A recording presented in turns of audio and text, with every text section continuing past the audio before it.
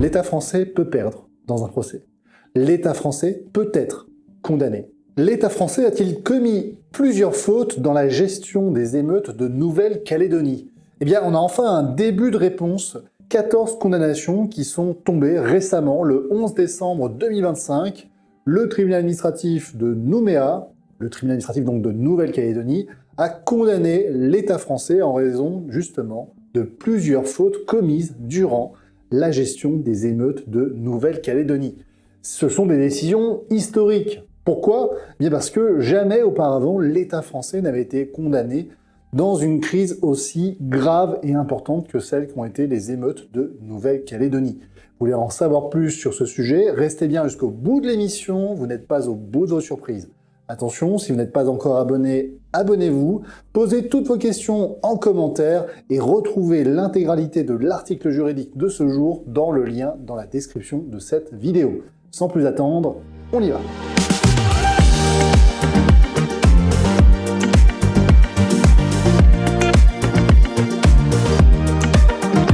Alors, rappelons le contexte, le 13 mai 2024. Que s'est-il passé? Eh bien, l'État français, le gouvernement, avait envisagé une réforme des règles concernant le corps électoral.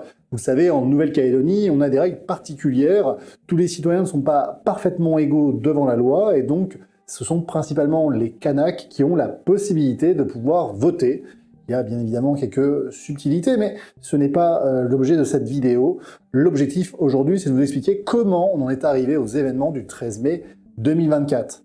Alors, pour en arriver aux événements du 13 mai 2024, l'État français a été alerté à de très nombreuses reprises. Vous pouvez retrouver d'ailleurs l'intégralité de l'historique, qui est clairement rappelé par les 14 jugements rendus par le tribunal administratif de Nouméa, qui va citer véritablement l'historique, toutes les fois où le gouvernement a été parfaitement informé du climat insurrectionnel qui était en train de jaillir sur l'intégralité de l'archipel. Alors justement, le gouvernement était informé, le gouvernement savait, mais le gouvernement n'a pas agi. C'est ça qui lui est aujourd'hui reproché. Alors vous pourrez retrouver les 14 jugements qui ont été rendus par le tribunal administratif de Nouméa. Je vous les ai mis dans un lien hypertexte dans l'article de ce jour.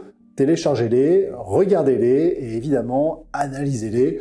Je ne vous dis pas comment vous devez les interpréter, je vous donnerai mon interprétation, mais évidemment, vous êtes libre de vous faire votre propre interprétation. Alors, si on reprend véritablement les 14 jugements qui ont été rendus, le tribunal administratif va donc décider de condamner l'État français. Le tribunal administratif reconnaît que l'État français est responsable de la très mauvaise anticipation des émeutes du 13 mai 2024.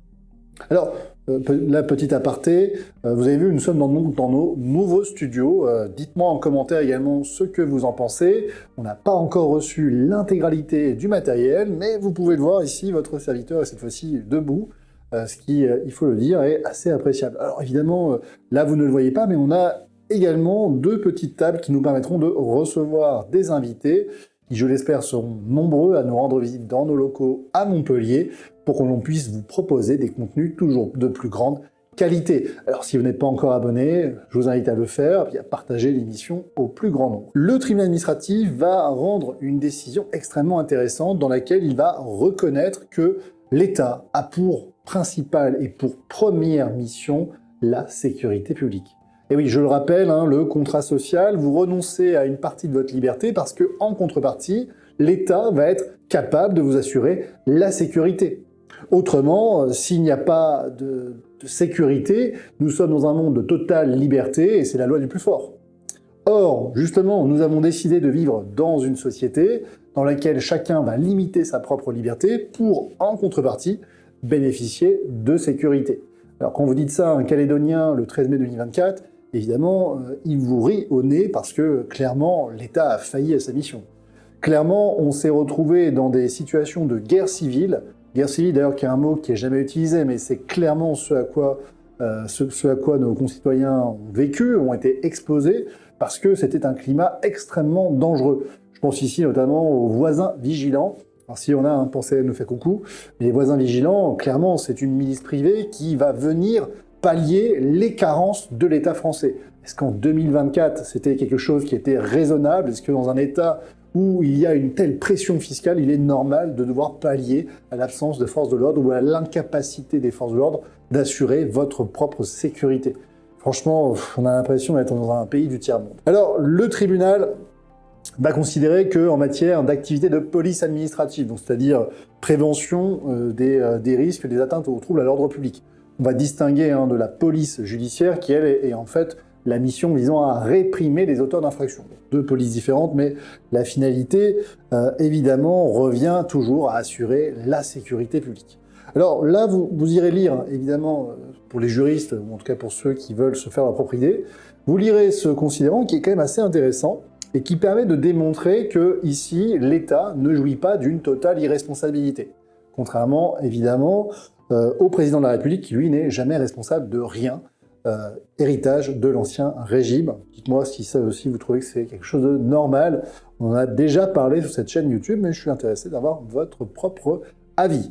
Alors, ici, ce jugement, il est intéressant pour deux raisons. Première raison, ce n'est pas sur le fondement de la responsabilité du fait des attroupements que l'État français est condamné.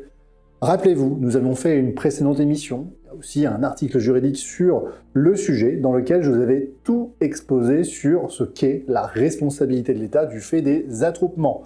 Il s'agit principalement d'un régime de responsabilité qui est prévu par la loi et qui a pour objectif de soustraire les victimes à l'exigence d'une preuve d'une faute.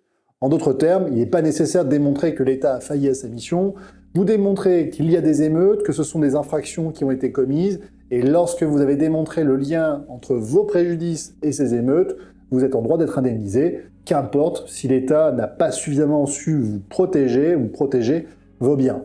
Donc, c'est un régime qui est plutôt favorable et dans lequel la question de la faute ne se pose pas. Ici, dans les 14 décisions rendues par le tribunal administratif de Nouméa, ce n'est pas sur ce fondement que l'État français est condamné.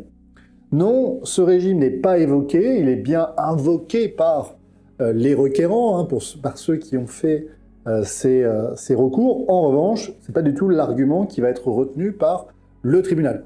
Au contraire, le tribunal va considérer que l'État français savait, qu'il avait le temps d'anticiper, et que bien qu'il savait, et bien qu'il ait eu le temps d'anticiper, il n'a pas agi. Et c'est cette faute-là qui va conduire le tribunal administratif à condamner l'État dans 14 décisions. Donc, il y a un côté infamant, puisqu'on démontre qu'il y a une faute. Mais également, il y a l'idée que ce régime de responsabilité sans faute doit être écarté, parce qu'il est extrêmement important de rappeler que l'État, oui, a commis une faute. Oui, messieurs, dames, pour ceux qui nous découvrent, l'État français peut perdre dans un procès. L'État français peut être condamné. Et cette décision, ces 14 décisions extrêmement historiques sont l'occasion de rappeler qu'on n'est pas dans un combat contre le pot de terre, contre le pot de fer. On est dans la réalité, on est en 2025, et oui, en 2025, messieurs, dames, on peut faire condamner l'État. Donc le premier point important, c'est que le tribunal administratif va reconnaître que l'État français a commis une faute. Il aurait pu condamner l'État sur un régime de responsabilité sans faute, ce n'est pas ce qu'il choisit de faire. Deuxième point important, le tribunal administratif ne dit rien sur l'existence d'une faute ou non de l'État après le 15 mai 2024. Alors ça peut paraître assez choquant. Choquant pour plusieurs raisons. Tout d'abord parce que j'accompagne de très nombreuses victimes qui résidaient dans la commune du Mont d'Or. Et la commune du Mont d'Or, il faut le dire, c'était vraiment un no man's land juridique. Pourquoi ? Parce qu'on avait une seule route qui permettait d'aller à Nouméa, et cette route, clairement, l'État n'avait aucun contrôle sur elle. On a vraiment le sentiment qu'on vivait dans un monde complètement à part, dans lequel, ici, ce sont des situations de guérilla. La route est encadrée par les gendarmes, ouverte qu'à certaines heures, sur le seul axe, et sur lequel vous risquez votre vie à chaque fois que vous l'empruntez. C'est ça la situation que nos concitoyens ont vécue sur la commune du Mont d'Or. Donc là, ici, rien n'est dit dans ces jugements sur les éventuelles fautes de l'État après le 14 mai 2024. C'est quand même assez problématique parce que, évidemment, bien après le 14 mai 2024, tout d'abord, l'État français n'a jamais réussi à reprendre totalement le contrôle. Ça, c'est la première chose. Or, comme vous l'avez vu, hein, avec la force et la détermination qu'il est capable d'employer face à des gilets jaunes ou à des agriculteurs pacifistes et non armés, on a bien compris que si l'État le voulait vraiment, il aurait pu reprendre le contrôle, mais il s'est abstenu. La deuxième chose, c'est que l'État français, en n'ayant aucune responsabilité après le 15 mai 2024, est finalement dans une sorte d'impunité. Impunité, pourquoi? Parce qu'il participe par son inaction, par sa carence, à l'existence d'une situation dommageable, et lorsque cette situation se réalise, il n'est plus responsable de rien. Pourquoi? Non, le tribunal ne le dit pas clairement, mais on comprend que dès lors que l'État est dans une situation de crise, de gestion de crise, eh bien, le juge est beaucoup plus laxiste et compréhensif sur les fautes qu'il aurait commises. Évidemment, si appel était interjeté, je serais un des premiers à considérer qu'il faille aussi condamner l'État après le 14 mai 2024, car sa gestion de la crise a été malheureusement insuffisante. C'était donc les deux points importants de ces jugements. Alors, encore 2-3 informations intéressantes. Tout d'abord, vous avez dû entendre parler de cette somme de 28 millions d'euros qui aurait été accordée à des compagnies d'assurance en raison notamment de ces 14 condamnations. Là, encore une fois, malheureusement, la presse a écrit un peu trop vite.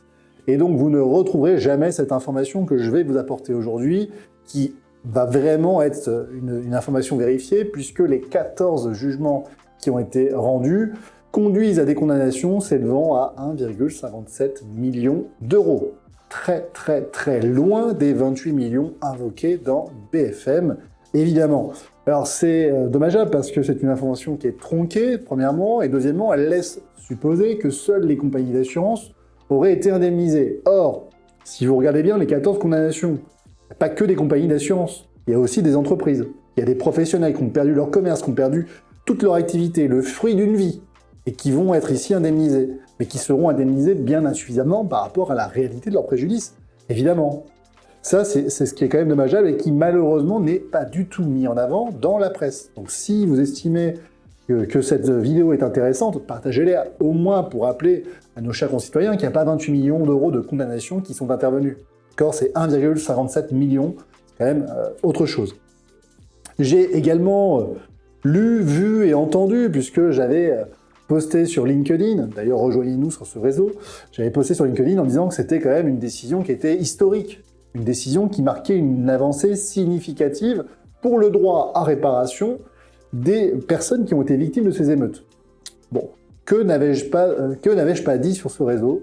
Que n'avais-je pas fait en rappelant que l'État français pouvait être condamné lorsqu'il était fautif dans la gestion d'un événement aussi cataclysmique que le fut les émeutes de Nouvelle-Calédonie? Eh bien oui, parce que certains ont considéré que c'était du gaspillage d'argent public, que nous allions engraisser les compagnies d'assurance. Évidemment, ils n'avaient ni compris véritablement le sens de mon poste, ni compris même, j'ai envie de dire, le sens global de la vie en société en France. Et oui, parce que, rappelez-vous, l'article 2 de la Constitution nous dit que la France est une république sociale. Dans social, il y a l'idée qu'on ne laisse personne mourir au bord de la route. Il y a l'idée que lorsque certains subissent des calamités, comme c'est le cas ici avec une émeute, eh bien l'État français ne va pas les abandonner. Et ça, c'est un choix de société. Vous pouvez considérer que nous ne sommes responsables de rien, que l'État ne devrait jamais être un condamné, et dans ce cas-là, vous remettez en cause tout le système social français. Est-ce qu'il faut le remettre en cause ou pas? Ça, c'est un autre débat. Vous pouvez me dire d'ailleurs en commentaire ce que vous en pensez. Est-ce qu'on devrait accorder des allocations sociales? Est-ce qu'on devrait accorder le RSA? Est-ce qu'on devrait prendre en charge les frais médicaux des personnes qui ne peuvent pas se soigner? Ou est-ce qu'au contraire, on devrait les laisser mourir dans la rue? Après tout, ces salauds de pauvres, puisqu'ils ne peuvent pas se payer leurs soins, que vaut donc leur vie dans notre société? On peut raisonner comme ça. C'est tout à fait possible. C'est évidemment pas ma position, je pense que vous l'aurez compris. Après, évidemment, tout est une question de degré, mais évidemment, mon côté humaniste fait qu'on ne peut pas laisser les gens mourir, et évidemment, lorsqu'on a des personnes qui ont tout perdu durant les émeutes, c'est plus que normal de devoir les indemniser. Alors maintenant, on va revenir et rappeler la réalité. Tout d'abord, l'État français prend en charge un certain nombre de dépenses sociales, d'accord? Et donc, c'est pas les 28 millions annoncés dans la presse, mais qui sont en réalité 1,57 million, qui vont en réalité remettre en cause l'intégralité du système. Premièrement. Deuxièmement, on ne va pas enrichir les compagnies d'assurance. Alors certes, il y a énormément de compagnies d'assurance qui sont ici en droit de demander une réparation auprès de l'État, et elles ont bien raison, la loi le leur permet. En revanche, on a aussi énormément de victimes, de particuliers, de professionnels, que d'ailleurs notre cabinet a le plaisir d'accompagner, qui sont aussi en droit de demander réparation. Et je ne vois pas pourquoi on leur refuserait ce droit. Ils ne l'ont pas volé, ils cotisent aussi pour ça. La troisième chose, c'est que de toute manière, les véritables responsables, ce sont les émeutiers. Alors si vous voulez blâmer quelqu'un, c'est de blâmer avant tout les émeutiers. Effectivement, moi je serais pour qu'on ait une loi extrêmement sévère envers les émeutiers et qu'on leur prenne tout, strictement tout, c'est-à-dire y compris les aides sociales. Qu'ils soient comme des parias et qu'ils soient amenés à devoir casser des cailloux pour essayer de rattraper leurs fautes, en essayant de démontrer qu'ils sont capables d'apporter plus à la société que lui prendre. Mais ça, c'est un autre système, c'est quelque chose de différent que ce qui existe aujourd'hui. Mais encore une fois, je ne suis pas pour que l'on fasse payer les victimes sur les conséquences. Je rappelle que les véritables fautifs, ce sont les émeutiers, ce sont ceux qui cassent, qui volent, qui détruisent le bien d'autrui sans jamais en assumer aucune responsabilité. Ce sont bien eux qu'il faut poursuivre, qu'il faut faire payer. Et évidemment, je ne vois pas pourquoi on remettrait la faute sur les victimes qui, elles, n'ont encore une fois rien demandé et ont tout perdu dans cette affaire. La deuxième chose, c'est qu'évidemment, même si on était sur 28 millions, rappelez-vous, vous avez donné 2 milliards à l'Ukraine, à Zelensky, il n'y a pas si longtemps que ça, sur le simple parole de notre cher président de la République. Alors, si vous offusquez pour 28 millions d'euros qui vont aller indemniser à la fois, certes, des compagnies d'assurance, mais surtout et avant tout des personnes qui ont été victimes de ces émeutes, alors, dans ce cas-là, offusquez-vous de la même façon lorsqu'on dilapide votre argent public dans des conneries qui sont comme la guerre en Ukraine ou nettoyer la Seine pour les Jeux Olympiques. Et là, vous reviendrez nous en parler. Donc évidemment, ces condamnations à 28 millions d'euros, d'une part, elles ne vont pas plomber les finances publiques, d'autre part, elles sont bien moindres que celles qui sont annoncées, et troisièmement, elles ne font que réparer les victimes qui ont tout perdu. Il n'y a aucune raison que ce soit eux qui assument cette responsabilité, alors qu'aujourd'hui, les véritables délinquants poursuivent encore parfaitement leur vie. Enfin, troisièmement, il y a une surestimation. Il sort d'où ce chiffre de 28 millions ? En fait, c'est la presse qui a fait une estimation de toutes les condamnations qui pourraient intervenir en raison de ces 14 premiers jugements. Et oui, je rappelle que mon cabinet a notamment dans son cabinet une vingtaine d'affaires qui concernent justement les émeutes de Nouvelle-Calédonie. Et je ne suis pas le seul avocat à être intervenu sur ce sujet. Donc il y aura beaucoup plus de condamnations, et c'est justement en cela que la presse a fait une estimation. Et ça reste une estimation. Évidemment, rassurez-vous, le juge administratif est le garant des deniers publics, et en matière d'indemnisation, il n'est pas extrêmement généreux. Je pense que ce ne sont pas les magistrats qui nous regardent aujourd'hui qui nous diront le contraire, évidemment, et c'est bien malheureux parce qu'on devrait toujours réparer les victimes, en essayant de les replacer dans la situation qui aurait dû être la leur, s'il n'y avait pas eu le fait dommageable, s'il n'y avait pas eu les émeutes. Alors enfin, dernier point, vous êtes victime des émeutes de Nouvelle-Calédonie et vous cherchez, vous aussi, à bénéficier de cette décision. Rien de plus simple. Vous avez la possibilité de prendre rendez-vous directement avec notre cabinet. Vous avez le lien dans la description de la vidéo, et donc je vous invite à nous contacter. On regardera ensemble si d'une part vous remplissez les conditions, d'autre part, dans les chances de succès que vous pourrez avoir, parce que, évidemment, des condamnations rendues par le tribunal administratif ne présagent pas que, systématiquement, ces dossiers seront jugés en ce sens. Et oui, en matière de responsabilité, vous devez démontrer 3 choses. Une faute, elle est déjà rapportée, merci. Un préjudice, là il va falloir faire des expertises, des attestations, il va falloir nous démontrer par des factures, des devis, des estimations, des expertises, notamment immobilières. Lorsque vos biens ont perdu de leur valeur, il va falloir démontrer que vous avez subi un préjudice. Et ça, c'est le plus difficile. Et enfin, troisième condition, il vous faut un lien de causalité entre les émeutes et le préjudice dont vous vous plaignez. Donc, c'est un véritable travail d'orfèvre. Il va falloir véritablement travailler sur votre dossier pour pouvoir le préparer au mieux. Alors, un autre élément qu'on nous sort très régulièrement, c'est mettre « Pourquoi vous ?» Vous êtes en métropole, or nous avons de très nombreux avocats extrêmement compétents sur l'archipel. Alors je suis d'accord, j'ai même envie de dire, vous avez 77 000 avocats partout, en France métropolitaine et dans les Outre-mer, qui pourront tout à fait remplir cette fonction. Mais rappelez-vous toujours, un avocat ne vaut pas un avocat, et puis rappelez-vous également que nous avons fait condamner et engager la responsabilité de l'État dans de très nombreux dossiers, si bien que notre réputation n'est plus véritablement à faire. Je rappelle que bien souvent, on a malheureusement des avocats qui ne veulent pas se fâcher avec des magistrats, avec des entreprises, avec l'État, parce que ce serait mal vu. Il y a le fameux « qu'en dira-t-on » Eh bien, considérez que ici, c'est pas quelque chose qui rentre en ligne de mire dans notre façon de traiter nos dossiers. Et donc, on sera ravis de faire condamner une nouvelle fois l'État, lorsque notamment il est reconnu comme étant fautif. Car c'est un métier de faire condamner l'État, et évidemment, ce métier, nous le connaissons parfaitement.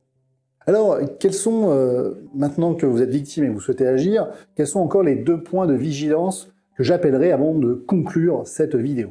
Premier point de vigilance, c'est que les lois de validation existent toujours. Les lois de validation, qu'est-ce que c'est? Eh bien, c'est la possibilité pour l'État de pouvoir ménager un risque futur de condamnation. Il doit le faire évidemment sur des motifs impérieux, mais la sécurisation des finances publiques pourrait tout à fait faire partie de ces motifs impérieux. Je rappelle que notamment, la Cour européenne des droits de l'homme a reconnu que la Grèce, durant la crise économique, pouvait prendre des mesures extrêmement drastiques, visant notamment à faire baisser d'un peu plus de 20% les revenus de tous les fonctionnaires. Donc elle avait considéré que pour des mesures économiques, pour des raisons économiques et budgétaires, il était possible de revoir à la baisse les rémunérations des agents publics. Donc on pourrait tout à fait considérer ici que dans la perspective de condamnations multiples et extrêmement importantes, l'État chercherait à minimiser le coût de sa condamnation dans des litiges à venir.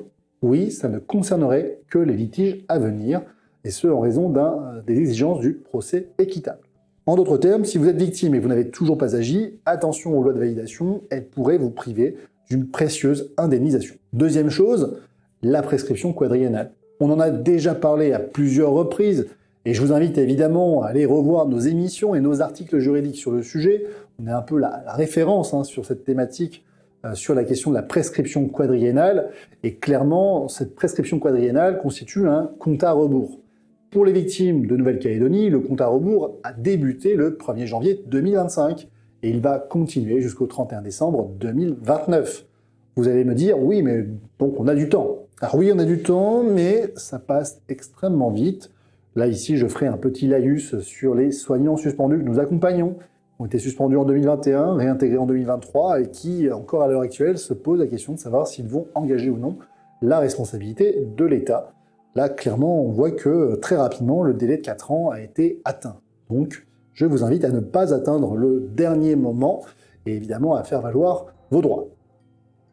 Troisième remarque, remarque bonus, parce que je ne l'ai pas annoncé tout de suite, c'est la question de la possibilité pour le gouvernement d'interjeter appel.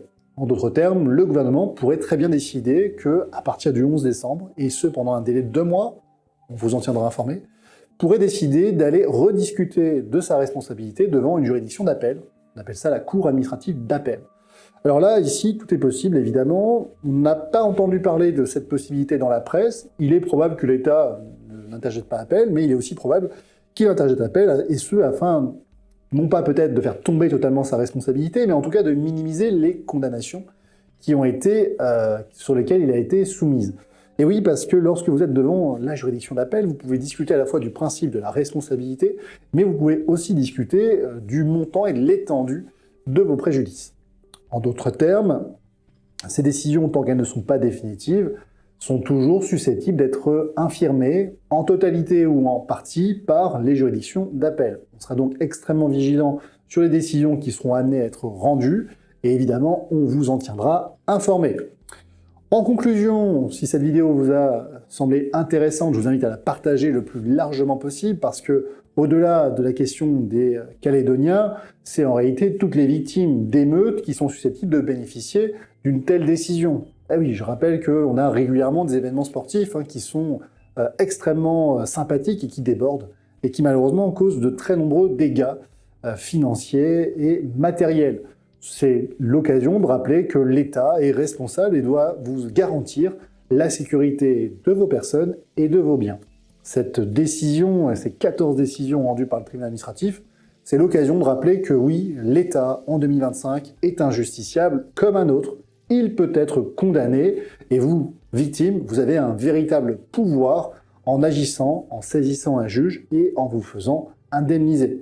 Il ne reste donc plus qu'à agir. Je vous invite à vous abonner, mettez-nous en commentaire ce que vous avez pensé de ces nouveaux studios et de cette vidéo. On remerciera Gauthier évidemment pour le montage et on remercie également tous les souscripteurs de la chaîne.